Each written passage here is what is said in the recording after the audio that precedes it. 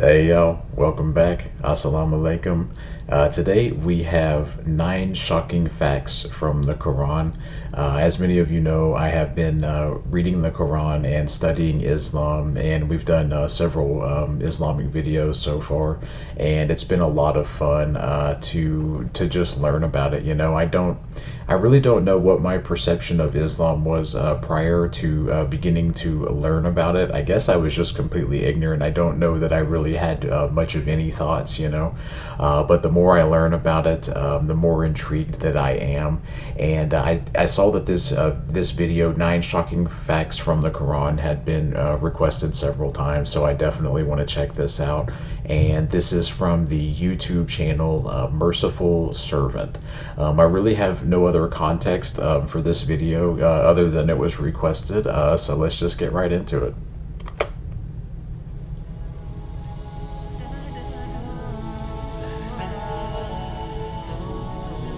Ever since the dawn of mankind, we have sought to understand nature and our place in it. In this quest for the purpose of life, many people have turned to religion. Most religions are based on books claimed by their followers to be divinely inspired, without any proof. Islam is different because it is based upon reason and proof. There are clear signs that the Book of Islam, the Quran, is the Word of God, and we have many reasons to support this claim. There are scientific and historical facts found in the Quran which were unknown to the people at the time and have only been discovered recently by contemporary science. The Quran is in a unique style of language that cannot be replicated. This is known as the inimitability of the Quran. There are prophecies made in the Quran and by the Prophet Muhammad, peace be upon him, which have come to pass.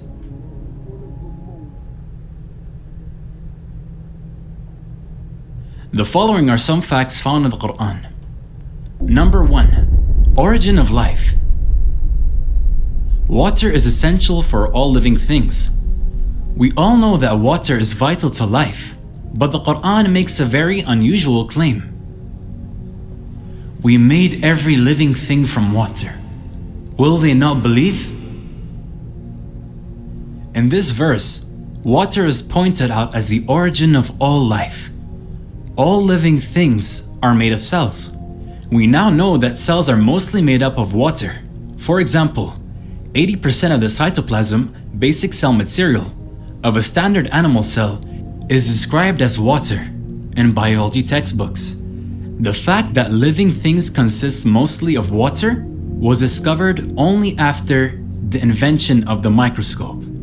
In the deserts of Arabia, the last thing someone would have guessed is that all life came from water. Number 2. Yeah, so I'm sure many of you have seen, not only just from school in general, is what they're saying is true, but anytime you watch one of those shows on Discovery Channel or National Geographic, and it's like one of those documentaries just talking about life and the earth and all that kind of thing, is that fact is always mentioned, without water that there is no life, so that's cool for that to be in the Quran. Okay, let's go. Came from water. Number 2. Iron. Iron is not natural to the earth. It did not form on the earth but came down to earth from outer space. This may sound strange, but it's true. Scientists have found that billions of years ago, the earth was struck by meteorites. These meteorites were carrying iron from distant stars which had exploded. The Quran says the following on the origin of iron. We sent down iron with its great inherent strength and its many benefits for humankind. God uses the words sent down for iron. It is clear from the verse that iron is not an earthly material, but was sent down for the benefit of humanity. The fact that iron came down to earth from outer space is something which could not be known by the primitive science of the 7th century. Number 3. Sky's protection. The sky plays a crucial role in protecting the earth. The sky protects the earth from the lethal rays of the sun. If the sky did not exist, then the sun's radiation would have killed off all life on Earth. It also acts like a blanket wrapped around Earth to protect it from the freezing cold of space.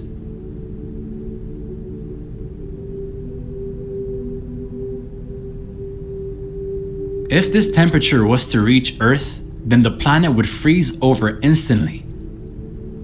The sky also protects life on Earth by warming the surface through heat retention, greenhouse effect, and reducing temperature extremes between day and night. These are some of the many protective functions of the sky. The Quran asks us to consider the sky in the following verse. We made the sky a protective ceiling, and yet they are turning away from our signs. The Quran points to the sky's protection as a sign of God. The protective properties of the sky were discovered by scientific research conducted in the 20th century. Number 4, mountains. Wow, that's crazy for that to be in there so long ago. And the same thing with the iron coming from meteorites. Is I haven't admittedly I haven't studied any of that type of material in more than 20 something years, maybe even a bit more than that. But I don't disagree with that, and I just based off what I remember, I believe that is actually a scientific fact. With the sky as well, that's crazy. So yeah, let's see what they're saying about mountains here. Scientific research conducted in the 20th century. Number 4, mountains. The Quran draws our attention to a very important characteristic of mountains. Did we not make the earth as a resting place and the mountains as stakes? The Quran indicates that mountains have deep roots by using the word stakes to describe them. In fact, mountains do have deep roots, and the word stakes is an accurate description for them. A book titled Earth by geophysicist Frank Press explains that mountains are like stakes and are buried deep under the surface of the earth. Mount Everest, the height of which is approximately 9 kilometers above ground, has a root deeper than 125 kilometers. The fact that mountains have a deep stake-like roots was not known until after the development of the theory of plate tectonics in the beginning of the 20th century. Number 5, expansion of the universe.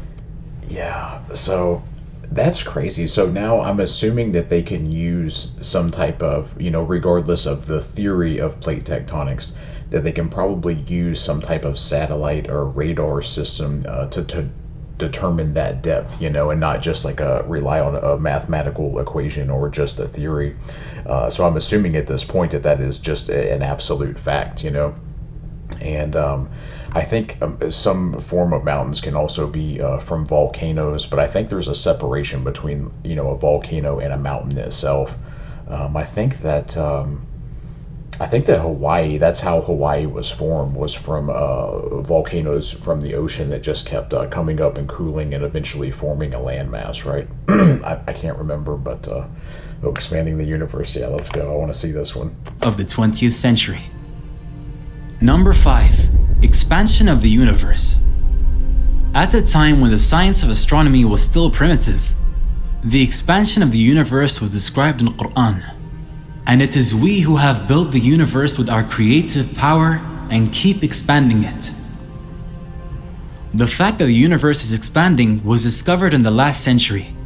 The physicist Stephen Hawking, in his book A Brief History of Time, writes, the discovery that the universe is expanding was one of the great intellectual revolutions of the 20th century. The Quran mentioned the expansion of the universe even before the invention of the telescope. Number 6. That's wild, I don't think that you could have that many lucky guesses that far back, and I'm sure there's people that are going to argue against this, and they're going to come up with all these different reasons and all of that, but just at a base level so far, I understand how they're obviously making those connections, so it's extremely intriguing to see this, but yeah, let's go. For the invention of the telescope. Number 6. Sun's orbit. In 1512, the astronomer Nicholas Copernicus put forward his theory that the sun is motionless at the center of the solar system and that the planets revolve around it. The belief that the sun is stationary was widespread amongst astronomers until the 20th century. It is now a well-established scientific fact that the sun is not stationary but is moving in an orbit around the center of our Milky Way galaxy. The Quran mentions the orbit of the sun. It is He who created night and day, the sun and the moon, each floating in its orbit. The Quran would have been wrong according to astronomers just a couple of decades ago, but we now know that the Quranic account of the sun's motion is consistent with modern astronomy. Number 7. That's crazy. That really is crazy. You know, that's I don't know exactly what I was expecting from this video, but I mean that's pretty significant to even that long ago to have the concept of orbit. You know what I mean? That's just crazy. Okay, let's go, man. Is consistent with modern astronomy. Number 7. The ocean.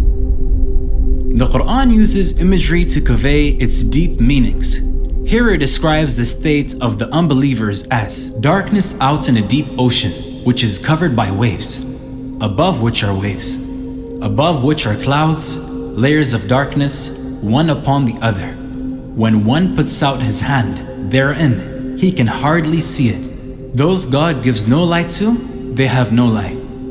It is commonly thought that waves only occur on the surface of the ocean. However, oceanographers have discovered that there are internal waves that take place below the surface of the ocean. These waves are invisible to the human eye and can only be detected by specialist equipment. The Quran mentions darkness in a deep ocean above which are waves, then clouds above that. This description is not only remarkable because it describes the internal waves in the ocean, but also because it describes darkness deep in the ocean.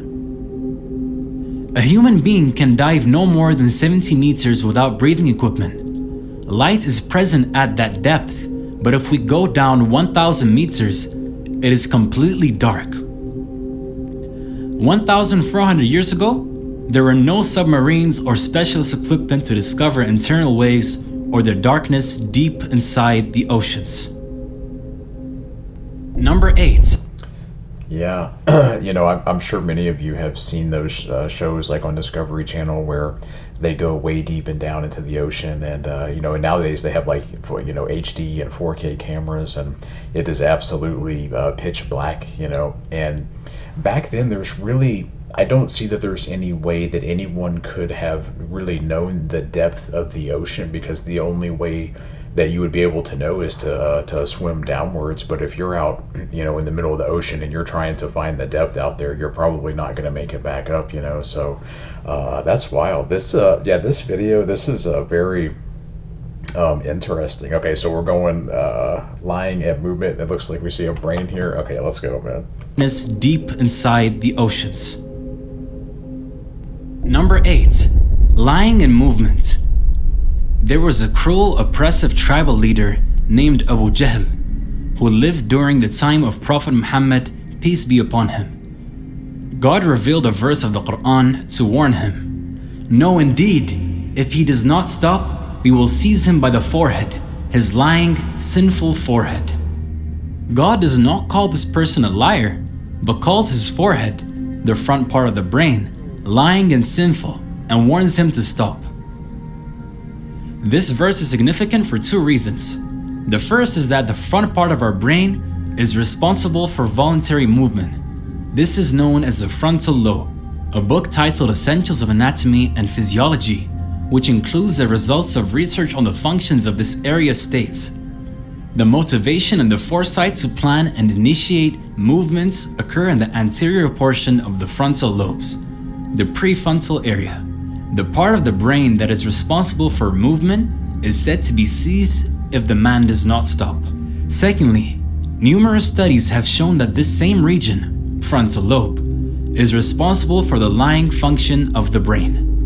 One such study at the University of Pennsylvania, in which volunteers were asked questions during a computerized interrogation, it was found that when the volunteers were lying, there was significantly increased activity in the prefrontal and premotor cortices frontal lobe region. The front part of the brain is responsible for movement and lying. The Quran links movement and lying to this area. These functions of the frontal lobe were discovered with medical imaging equipment, which was developed in the 20th century. Number 9, pain receptors. Yeah, again, that's wild, especially to use that terminology in the Quran, you know, by the forehead, and then the discussion about the frontal lobe being part of that. This video definitely is making me think, you know, this is cool. All right, we're on number 9 here, let's go. Century. Number 9, pain receptors. For a long time, it was thought that the sense of feeling and pain was dependent on the brain. However, it has been discovered that there are pain receptors present in the skin. Without these pain receptors, a person would not be able to feel pain. Consider the following verse on pain. We shall send those who reject our revelations to the hellfire. When their skins have been burned away, we shall replace them with new ones so that they may continue to feel the pain. God is Almighty, All-Wise. God tells the people who reject His message that when they are in hell and their skins are burnt off so they can't feel any pain, He will give them new skins so that they continue to feel the pain. The Quran makes it clear that pain is dependent upon the skin. The discovery of pain receptors in the skin is a fairly recent discovery for biology. These are just some of the many facts found in the Quran. It is important to know that the Quran is not a book of science, but that it is consistent with science. To claim that scientific facts in the Quran are due to coincidence would be irrational. The best explanation is that God revealed this knowledge to the Prophet Muhammad. Just like the Quran contains knowledge about the natural world, it also contains information about the inner dimensions of our souls. It relates to our feelings, wants, and needs. The Quran informs us that we have a purpose in life, and that following God's guidance will lead us to an inner peace in this life and paradise in the hereafter, and that rejection of His message will lead to depression in this life and hellfire after death. We shall show them our signs in the universe and within themselves, until it becomes clear to them that this is the truth. Is it not enough that your Lord is the witness of all things?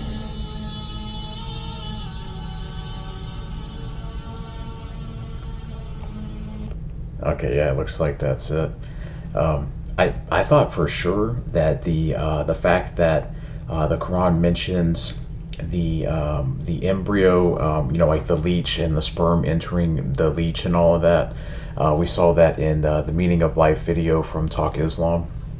I'm surprised that wasn't in here because, you know, that is an incredible fact that is in there. And that's my understanding. I looked into it more, and it's literally impossible for anyone to have known that back then, you know, and to assume that someone guessed that. I mean, the odds of someone guessing that or just making it up and describing it in that manner are astronomically low. You know, it's, in my opinion, I just don't see someone being able to just kind of come up with that on their own, you know what I mean? Yeah, but that was very informative, definitely fun to watch, had my brain moving, and I can see how they make all of those connections, you know, so that's really cool. If you guys know any more videos like this where they're, I guess, connecting, correlating scientific facts with what's in the Quran, you know, I would love to see those, so please let me know. No doubt there will be some more Islam videos to come, so just please keep the recommendations coming. Thank you guys for watching, and I'll see you next time.